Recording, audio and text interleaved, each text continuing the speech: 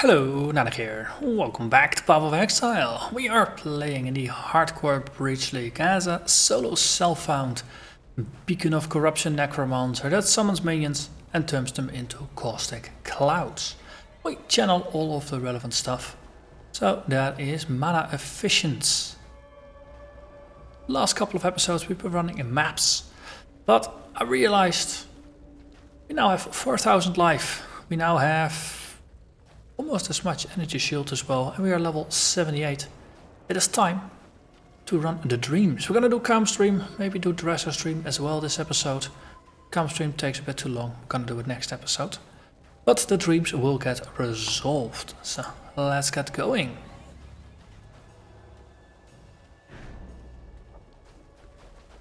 We will encounter powerful devourers in this area. Prophecy will trigger. This is going to be interesting. But it's not just Triskiriaki and the unique totem forest that we have to be wary of. Going to be prophecies as well.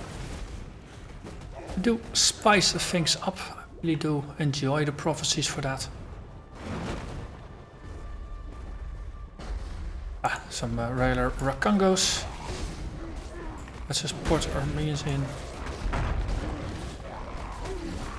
Deals both extra fire and extra cold damage, but it wasn't enough to save his life.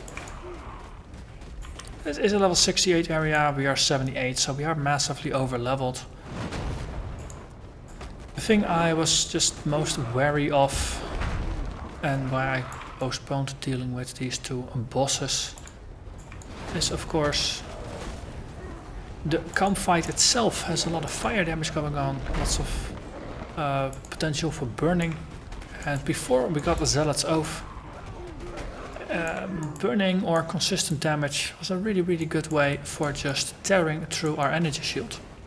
Now that we have consistent regeneration going with Zealot's Oath, it's way easier to shrug those things off, even though our natural energy shield regen might not kick in. A regen of 200 energy shield per second is guaranteed to get our energy shield back to full in 18 seconds, even if the regen never kicks in. Or the restoration never kicks in.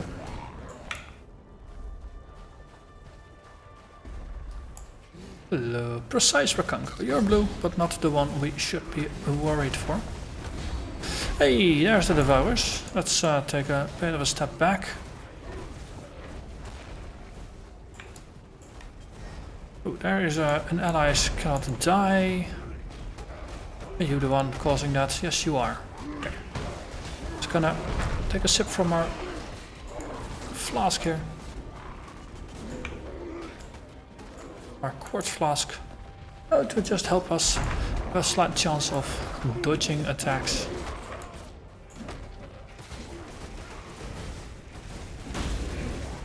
And also the phasing will make us slightly less of a target. Therefore, make it more likely that our minions will get attacked. Devourer attacks can be powerful. Yes, we do have a pretty substantial pool of life. But if you don't have to risk it, why would you risk it?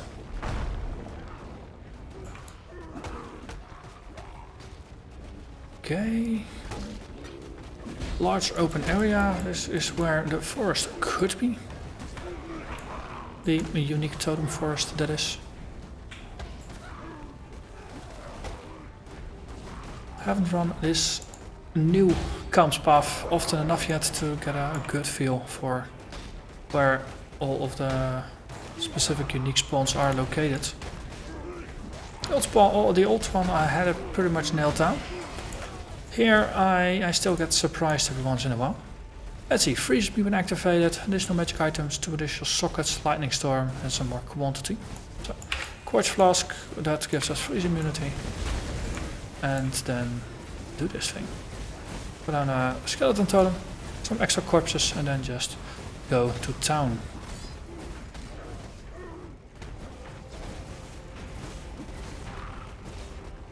And there's enough corpses here to just completely engulf everything into caustic clouds. Let's see. Are we gonna get into trouble here with anything unique or scary? That's gonna be reserved for another area of the map. There's a staircase up/onwards that I suspect is gonna take us further in, so let's backtrack a little bit.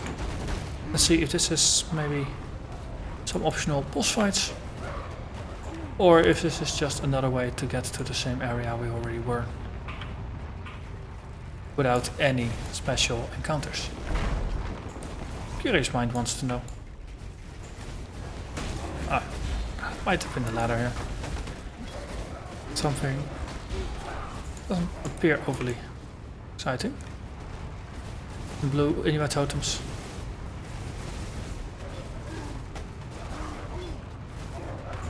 But nothing that appears to be a boss room or anything like that. And this just connects back to where we were. Okay.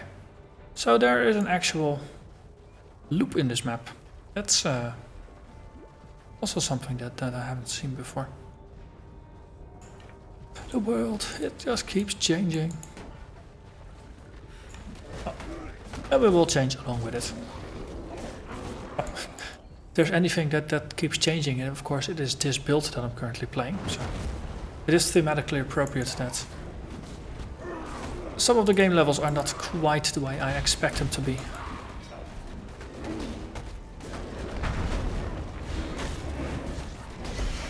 And we get a superior bootblade. It is a Widowmaker. Fist damage, some crit stuff, crit against monsters on low life, and leech life on crit. Yes, it's useful for some builds. Not for our build though. Okay, Night Riders, they deal some chaos damage, that makes them annoying. We need some extra corpses to bootstrap our killing ground here. Yeah. Hey, you! Allies resist elemental damage. Should not be overly scary.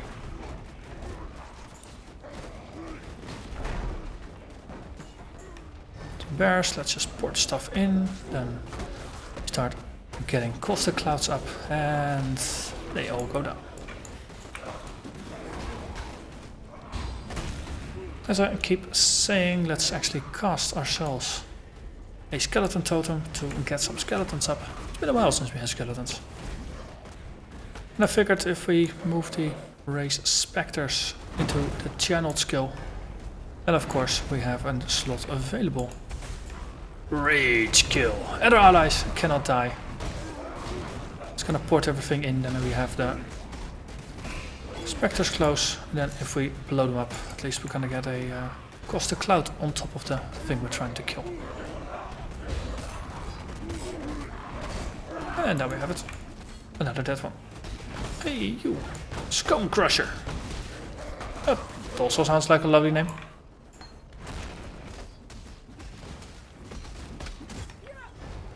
Interesting if that was the name that you would have on your passports.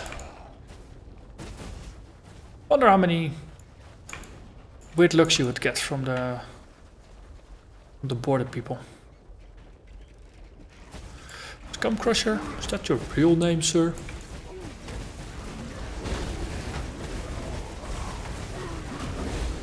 Oop. Angry Bear.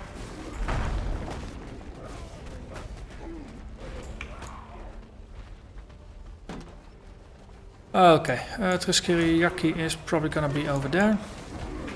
The trees are gonna be over there. So let's prepare accordingly. Let's get all the other distractions out of the way.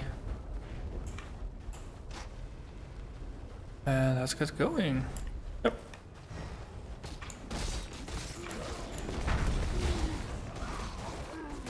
There's so many targets that the Triskiriaki tails are not really gonna do much. And that was Triskiriaki. So then we get the forest over here. I think experience has been pretty close to Triskiriaki.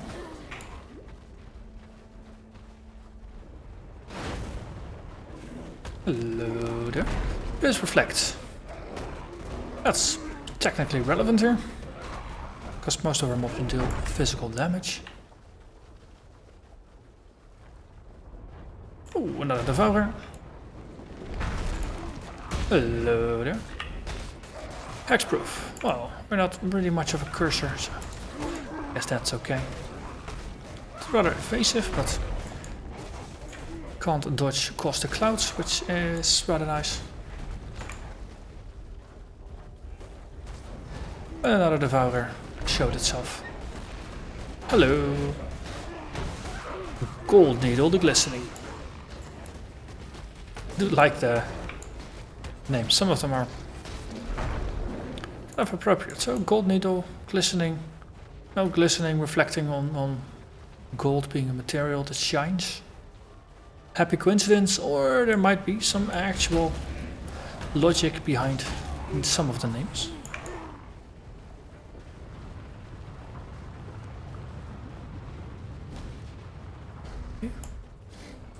So far, no unique statues.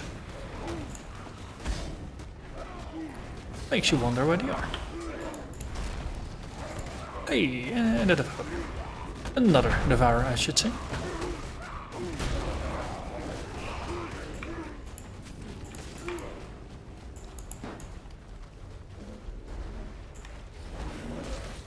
Probably gonna end up doing more or less a full clear of the entire area just to weed out all the devourers. Oh, not a bad thing, but it is a slower thing, which is too bad. Massive Shrine grants us a larger wither, which is always nice.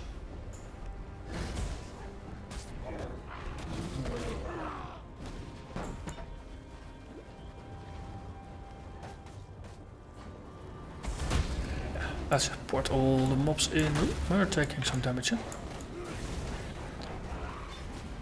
I did manage to extract myself before the energy shield ran out. Now that our energy shield is... Oh, the energy shield pool is getting larger and larger. It becomes easier and easier to make sure we're not fighting in our life. Most of the time.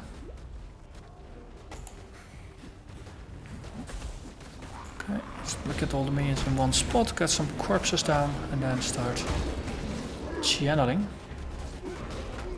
And we're just gonna engulf the area in caustic clouds.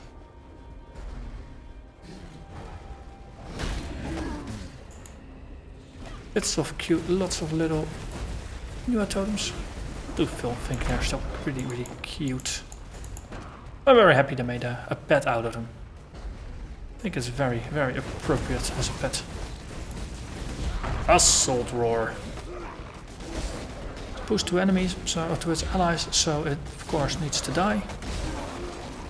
Extra life takes a while to go through. And no more devourers, huh? Oh! That's what I say. That's the annoying bit. They are slow to pop up. Pretty sneaky buggers.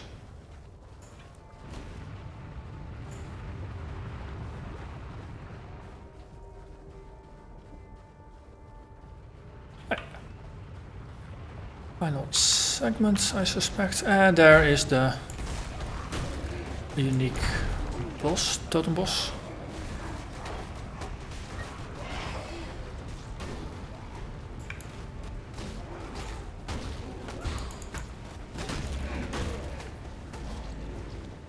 So yeah, porting minions in, shiny. Oh, I want to be out of there. 300 energy shield remaining.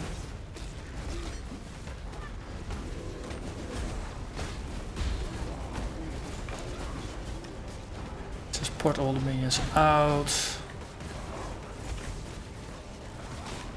Let's just take some of the add-ons out. Also, just a skeleton totem helps a bit. Good, good. Now that we are dealing with the fight again, just port things in. Army of the Damned out. Got some extra corpses in here and just start channeling. And now that there's less stuff being... less stuff attacking us both from the outside as well as from the inside, we should be a much better state here. So lightning shrine, that doesn't help either.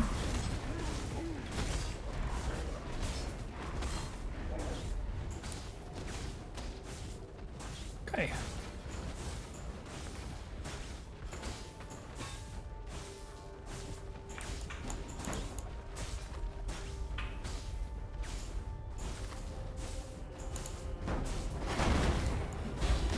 I think we killed the trees. I don't see anything anymore. Oh, volatile stormblood. It's at a safe distance. That's okay. Some desecration going on. Some cluster clouds. It has life regen, so we of course want to counter that. The cluster clouds, and it is it. And we are full on stuff. So quickly empty our pockets, and then we're gonna push onwards. Looking at the time, I don't think we'll have the time remaining to do the resto after this. Taking a slow and steady approach here, especially in light of the Trembling Earth prophecy. Make it take a bit longer than needed. And there was another devourer, I saw it. There you are. Yeah, so we're actually fighting in our life now rather than our energy shield. So very happy we have such a large life pool. The earth shifts beneath the feet of many, but they are not the prey this monster seeks. Another achievement. There is a lot of there's one achievement killing rares in Merciless. About half of the rares on the list are located inside of Kaom's Dream and the Reso's Dream. So they do occasionally appear in maps as well, but just going through these areas is going to be the easiest way to clear those mobs. The rare mobs in Merciless. It's here. Iris Sisters is this area, Comes Chosen and Love Youngest, Acolyte, that's all here. Fury Hounds, Pipple Demon, Fury Hounds is the Reso's Dream more or less. Rooster Demon, Mad Gladiator, Fighting Bull. That's all the other side. So the devs are definitely trying to push people more to just clearing the final quests in Act 4. Basically doing the content that I have been avoiding doing as well. For the time being. Of course, now that we are here, we're doing it. I'm not gonna do Malachi anytime soon, just because I know from experience that he can dish out a boatload of damage. Especially with those traps of his. Those traps, their damage can stack, and I think each trap can do about 2000 damage. If you get hit by multiple traps at the same time, he is capable of dealing out 4000, 6000 damage with just two or three trap hits. Especially towards the end of the fight, when the floor is just completely covered in traps. It becomes a little bit of a minefield. No word pun intended there. On the other hand, we have a lot of minions walking about, and especially if you have something like the skeleton totem that I keep forgetting to cast. Those skeletons are really cheap, they're really disposable, and they are perfect for triggering traps for you, so you don't have to. I see purple swirlies indicating there is a bridge nearby somewhere. I no longer see them, so it was probably up. Yes, oh there, on the bridge. That's gonna be fun. So let's clear a little bit of the area around here. And then do a bridge. Have some fun. Hey. See if we can just get our regular skellies out. Okay, Army of the Damned. Please make your appearance. Oh, some damage coming in here.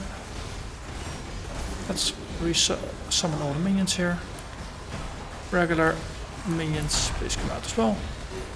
Inferno Hiss. Oh yeah, there's not a lot of minions here, or not a lot of corpses here, so I do need to support it a little bit with some desecrate minions, armor to damage, and then it's already lost. Oh, that went rather smooth. I have to say I felt like I was in control. Okay, sarcastic remark aside, of course, 10 levels above the area should be in control. But of course, breach difficulty doesn't always compare with area difficulty. And beyond a certain point, the difficulty of the monster level starts to mean a little less. Just because your own power level doesn't keep increasing as strongly with level as it did while leveling.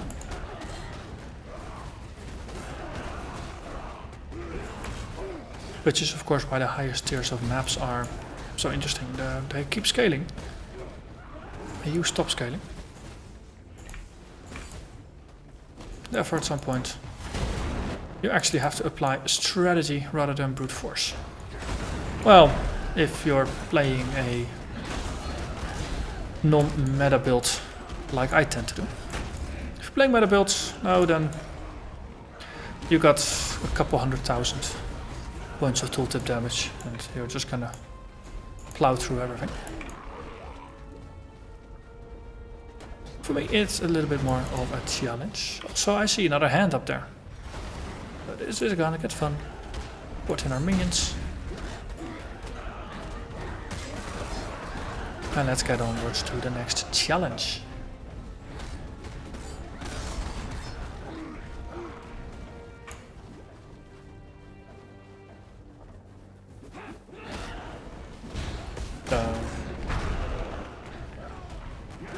Dealing with just packs of white mobs, totally not an issue. It's the combination of multiple rares or uniques where things get interesting.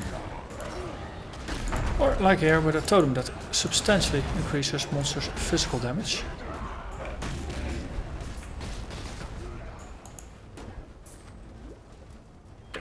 Level up. And onwards to bridge. It is nice. The last couple of maps I ran before this didn't really have a lot of bridges, so now getting 2 bridges on a single area, I'm happy with that. I do love me some breach action.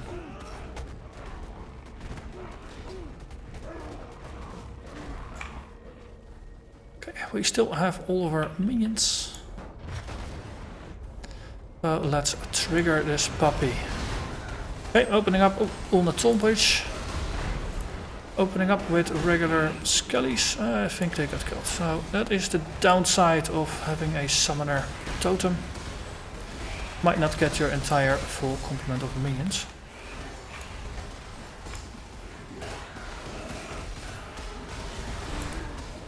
Okay, porting in minions here. Got some extra corpses on the floor and then just channeling to get across the clouds. It goes way better.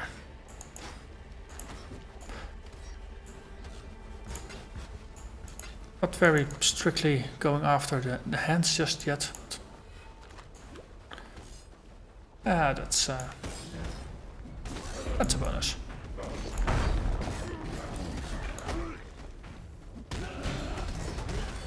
I mean, this build is definitely not the most efficient at dealing with breaches. That's something I'm all too aware of.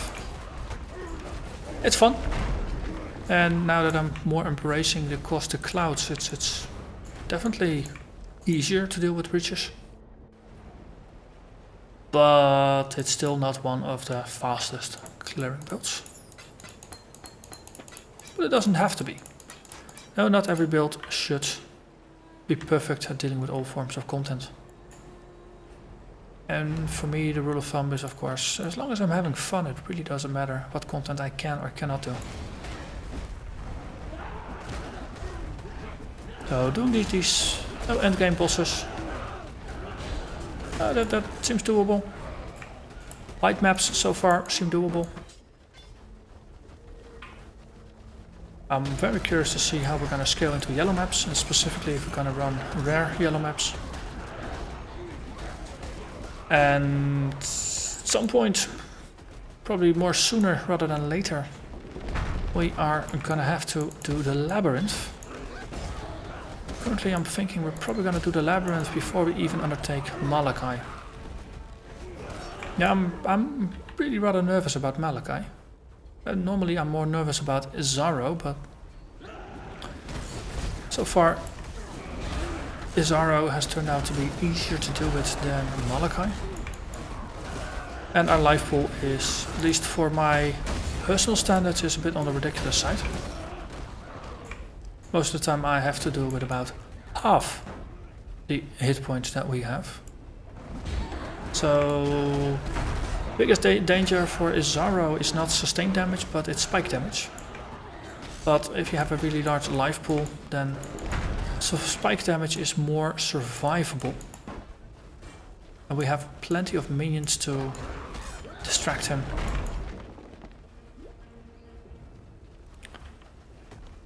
Of course, once we get the labyrinth completed, our Spectres suddenly, they go Super Saiyan.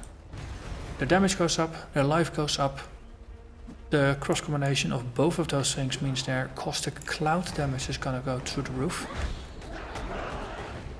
We're probably gonna end up tripling Spectre damage, and as a result, caustic cloud damage.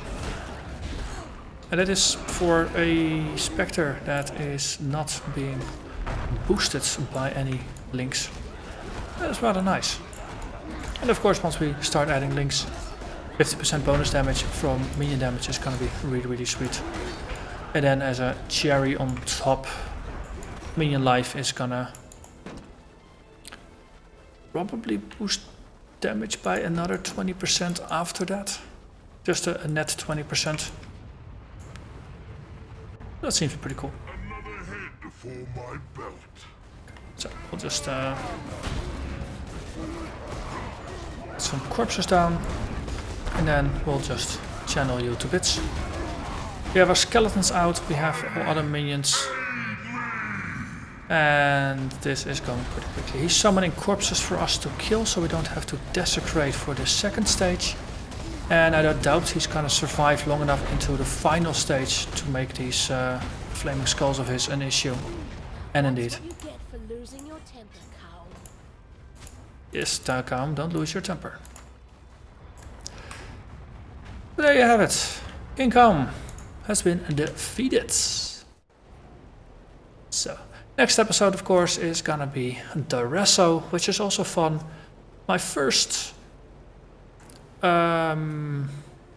wasn't a true hybrid, but it was my shadow, my Chaos Caster shadow. Had about 2,500 life and I think about 1,500 or 2,000 energy shield when I went up against Duresso, and of course I got murdered. Now we have nearly double the amount of sustain. I'm very curious to see how Duresso is gonna go, because Duresso, Kaom is usually a known factor. Duresso, he can turn out to be a lot more aggressive than I usually expect him to be, so I think next episode is gonna be very interesting as well. But that's gonna, of course, gonna be next episode. So for now, I'm gonna thank you very much for watching. I'll see you again next time. Bye bye.